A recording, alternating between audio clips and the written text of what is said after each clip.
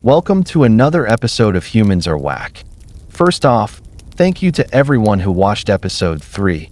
Your comments, your thoughts, your theories, they've been incredible. And if you're new here, welcome. You've just stepped into one of the strangest corners of YouTube, where we explore the wildest things humans have ever done. The genius, the madness, and everything in between. Before we continue, hit like, share, and subscribe. Because trust me, today's stories will leave you questioning what normal even means anymore. Oh, and drop where you're watching from in the comments. It's been fascinating seeing people tune in from all over the world. It's proof that human weirdness truly knows no borders. Now let's begin. Our first story for today is about the man who tried to stop a hurricane with sound waves. It sounds like the plot of a disaster movie, but it's a real experiment and one of the strangest attempts in modern science to control nature. Back in the 1960s, an American inventor named Emanuel John Gorin became obsessed with the idea that hurricanes, those monstrous spirals of destruction, could be tamed with sound. He believed that by using ultra-powerful sonic frequencies, we could disrupt the structure of a hurricane before it reached land. He wasn't a trained meteorologist. He wasn't funded by any major research institute. He was a man with a dream and a warehouse full of homemade equipment. Using enormous speakers, amplifiers, and sonic cannons, Gorin began testing his theory in Florida, aiming sound waves toward forming storm systems and claiming he could neutralize their power. He called his invention the atmospheric harmonic stabilizer. Locals thought he was insane. The media ignored him, but he persisted, filing patents, sending letters to NASA, even writing to the U.S. Navy suggesting they deploy his sound system to stop hurricanes before they formed. Of course, no government ever took him seriously. But Gorin didn't stop. He spent decades refining his invention, running small-scale tests, and publishing bizarre papers arguing that sound, the language of nature, could be used to speak directly to the weather. Some of his followers believed he was onto something. On our second story for today, this one isn't about invention or danger. It's about memory. Not the kind you or I have, where days blur and moments fade. This story is about a woman who could remember everything. Every day, every detail, every second. The woman who claimed to remember every single day of her life. Her name was Jill Price. To the world, she looked ordinary, a school administrator, polite, quiet, organized. But inside her mind existed one of the strangest phenomena ever recorded in neuroscience. Jill couldn't forget. Not birthdays, not random Tuesdays from 20 years ago, not even what she ate or wore on a day most of us would have long buried in memory's grave. If you gave her any date, say May 14th, 1988, she could tell you what day of the week it was, what the weather was like, what she was doing, and what was happening in the news. When scientists at the University of California first studied her in 2006, they thought it was impossible. But test after test proved it. Her recall was absolute. Her mind was a living archive of her own existence. They called it highly superior autobiographical memory, or HSAM. An ultra-rare condition shared by fewer than 100 known people on Earth. To the rest of us, it might sound like a gift. Who wouldn't want to remember everything? The laughter, the love, the little joys that slip through time. But for Jill, it was a curse. Because she didn't just remember the good. She remembered the heartbreak, the grief, the shame, as vividly as if it were happening all over again. There was no distance between her and the past. No healing. No forgetting. She said, "My memories are like scenes playing on a loop. I don't control them. They control me. Every argument, every loss, every mistake. Permanent." On our third story for today, it's a story that sounds like science fiction. A man who looked at the future and decided not to wait for it. Instead, he became it. The guy who turned himself into a cyborg. His name is Neil Harbison, and he was born completely colorblind. To most people, the world was painted in vibrant shades, blue skies, green trees, red sunsets. But for Neil, it was all grayscale. Black, white, and every shade in between. But instead of accepting his condition, Neil decided to hack reality. In 2004, he implanted a cybernetic device directly into his skull, an antenna that could hear colors. It converted light frequencies into sound waves, allowing him to perceive color as musical tones. Red might sound like a low cello hum, blue, a gentle flute, yellow, a high, sharp violin note. He didn't see colors, he heard them. It was the first officially recognized cyborg antenna implant in the world, and Neil became the first person ever to be legally acknowledged by a government as a cyborg. At first, people thought it was a stunt, but Neil wasn't pretending. He lived with it, ate with it, slept with it, dreamed with it. He said, at some point, the device stopped feeling like technology. It became a part of me. Over time, he began hearing colors beyond the human spectrum, infrared, ultraviolet, sounds our eyes were never designed to detect. He described walking into supermarkets as entering a concert of colors. His perception of the world changed entirely. Faces had melodies. Paintings became symphonies. Even his food made music. But it also came with a price. He could never turn it off. The world was always buzzing, singing, vibrating with sound, a continuous orchestra of light. He said he sometimes envied silence, but he wouldn't trade his life for anything.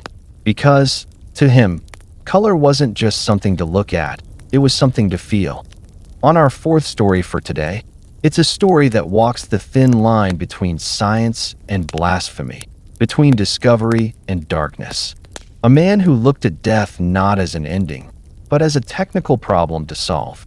The scientist who tried to resurrect the dead using electricity. Long before Frankenstein became a legend of horror, there was a real scientist, Giovanni Aldini, an Italian physicist from the early 1800s, who believed he could bring the dead back to life. Aldini was the nephew of Luigi Galvani, the man who first discovered that electricity could make a frog's legs twitch after death, a finding that would change medicine and inspire a new field called galvanism. But Giovanni took it further, much further. He wanted to see if electricity could do more than just make muscles move. Could it reignite life itself? In 1803, Aldini conducted his most infamous experiment. He acquired the body of a freshly executed criminal named George Foster, who had been hanged for murder in London. In front of a crowd of doctors, scholars, and horrified onlookers, Aldini attached metal rods to the corpse, connecting them to a crude battery. When he flipped the switch, something shocking happened. The body moved. Its jaw twitched. Its eyes opened. One arm lifted, as if trying to shield itself from the light. At one point, the dead man's chest convulsed, as though he were about to breathe again. Witnesses screamed. Some fainted. To them, it looked like resurrection. Of course, it wasn't. The body never truly came back. The electricity only stimulated the muscles, creating the illusion of life. But for Aldini, it was proof that death could be manipulated. He went on to travel across Europe, shocking corpses, experimenting on animals, and demonstrating the spark of life in royal courts and medical theaters. Some called him a visionary. Others called him a monster. Aldini believed that with enough energy, the barrier between life and death could one day be broken, that death was not divine, but mechanical. His work would inspire a young writer named Mary Shelley, who, after witnessing similar experiments, wrote Frankenstein, the story of a man who plays God with lightning. But Aldini wasn't a villain. He was a man blind. On our fifth story for today, some people dream of owning a home. Others dream of ruling a city. But one man decided to build his own. The man who built a city just for himself. Deep in the deserts of Nevada, there's a place that looks like something from another planet. Vast, geometric, eerily quiet. It's not on most maps, and it exists because of one man, Tommy Baxter, a retired architect who decided humanity was too loud, too selfish, too chaotic. So he left and started over. In the early 1990s, Tommy began purchasing abandoned land in the desert. At first, people thought it was for a vacation home, or maybe a retreat. But soon, strange structures began rising from the sand. Angular concrete towers, winding corridors, sculptures with no names, streets that led nowhere. He wasn't building a house. He was building a city.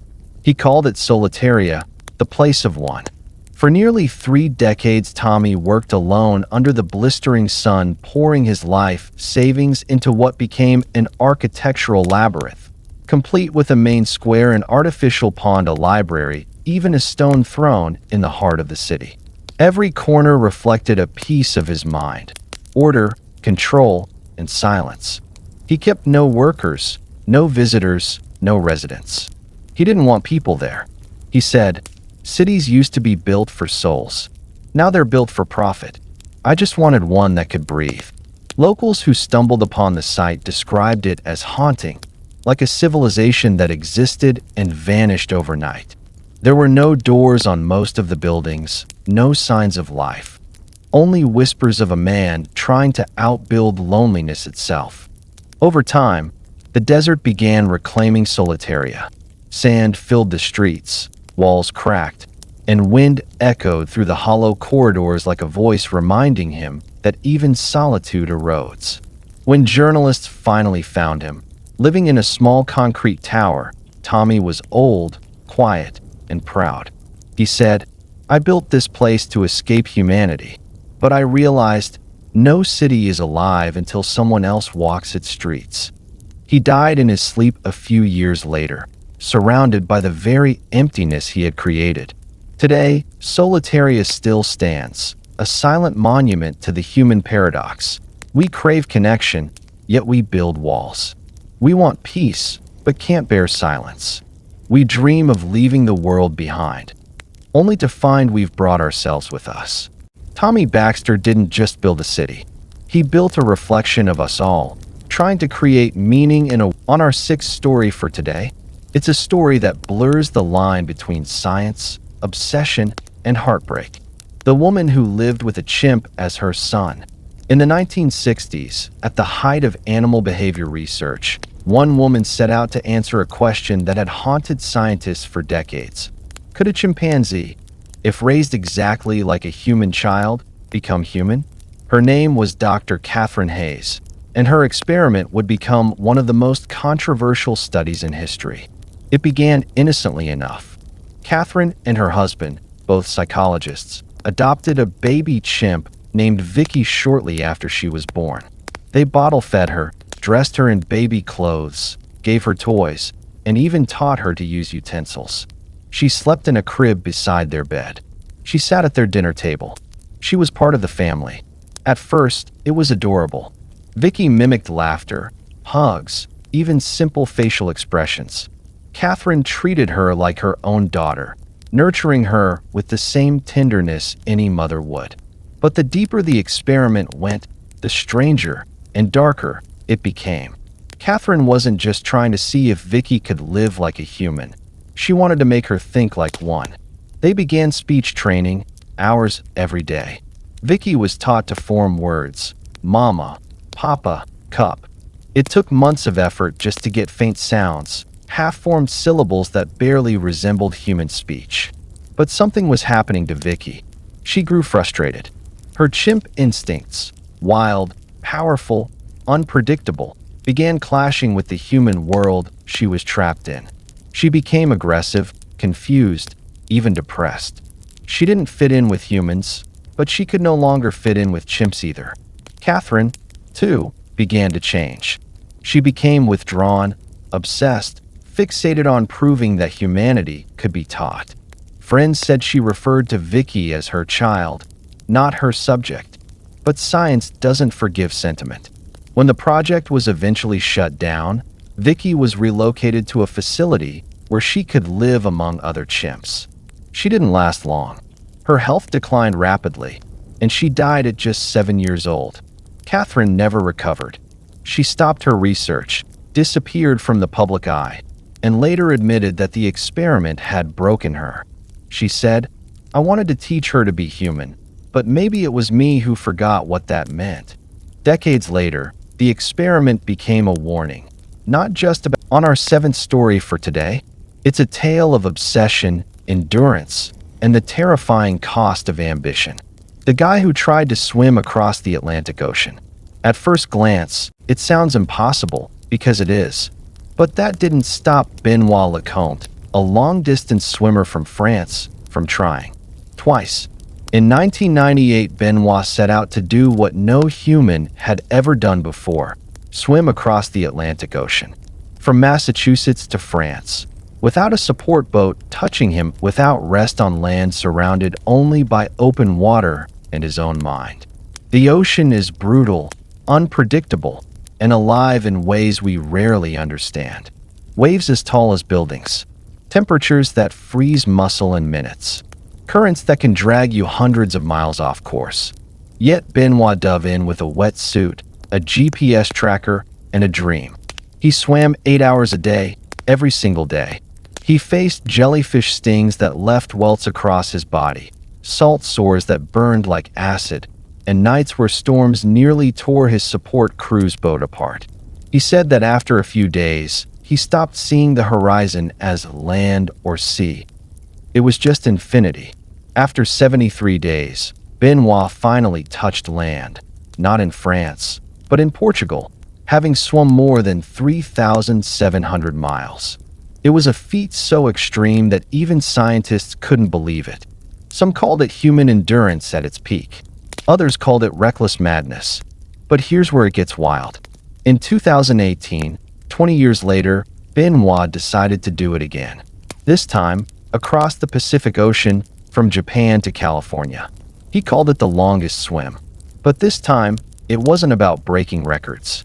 It was about raising awareness of plastic pollution in the ocean, swimming through the same waters humans had poisoned. For 6 months, he faced sharks, storms, and isolation so deep it changed how he saw life itself. He said, "When you're in the middle of the ocean, there's no ego, no competition, no noise. Just you and everything you've ever feared." He didn't finish the Pacific swim. The weather destroyed his equipment, and the logistics became impossible. But he swam over 1,500 nautical miles, a distance most humans could never imagine surviving.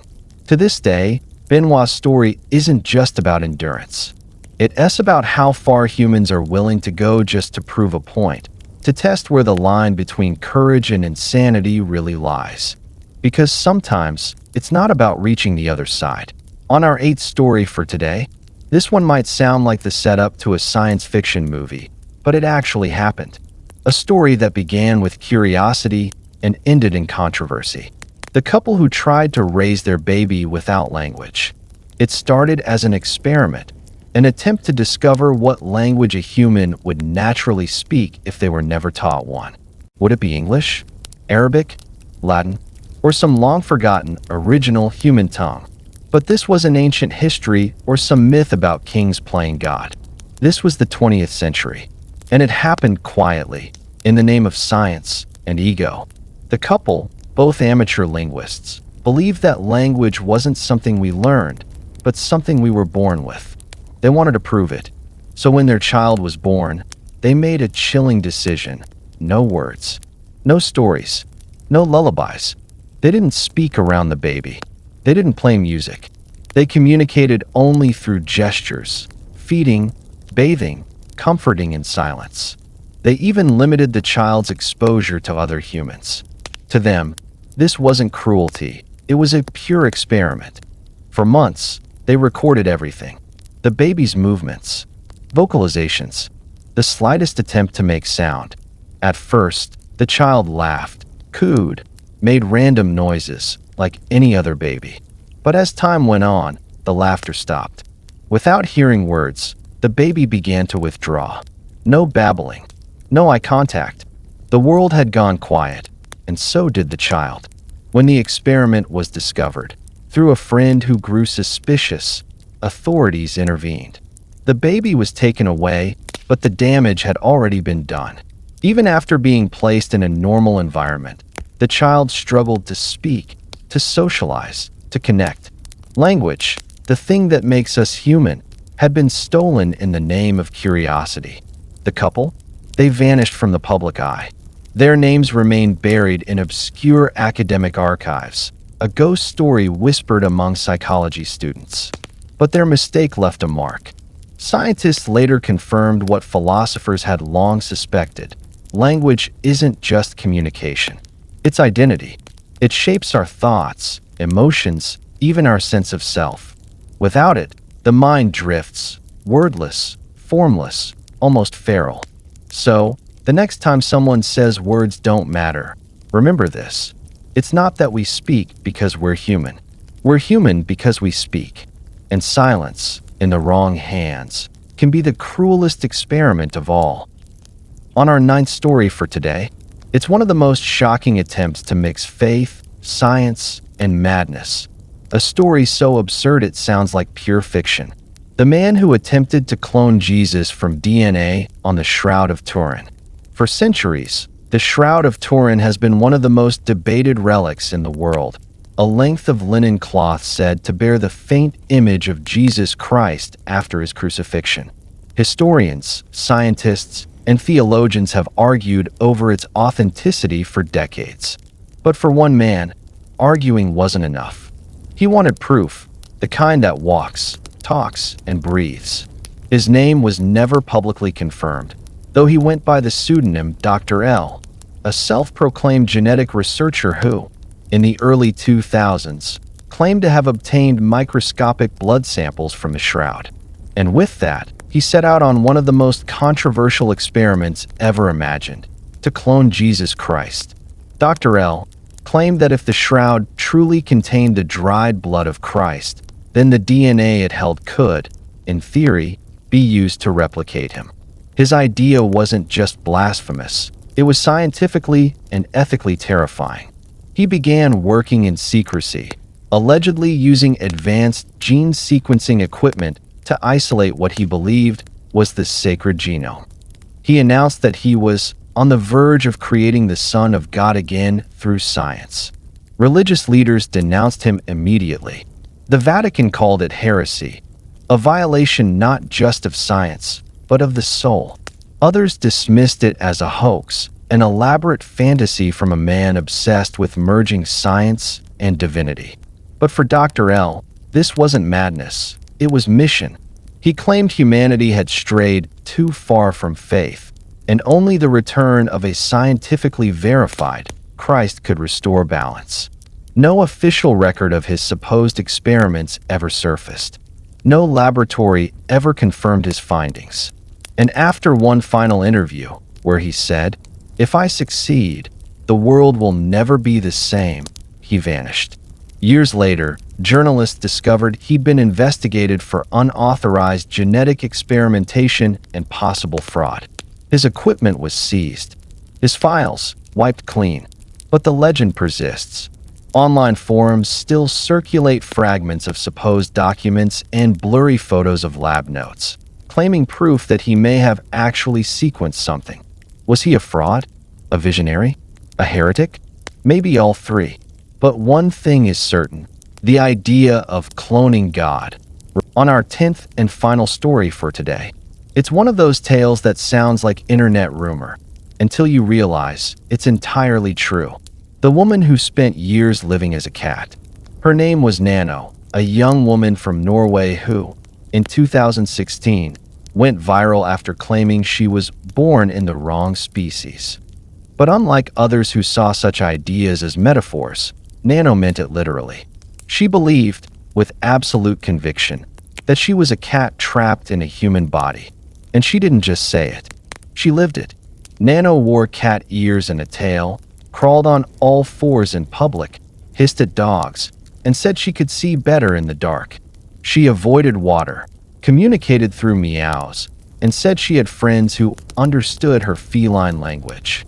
To most people, she was just another viral oddity. But beneath the surface, Nano's story revealed something deeper and much sadder about identity and belonging. She said that ever since childhood, she'd felt different.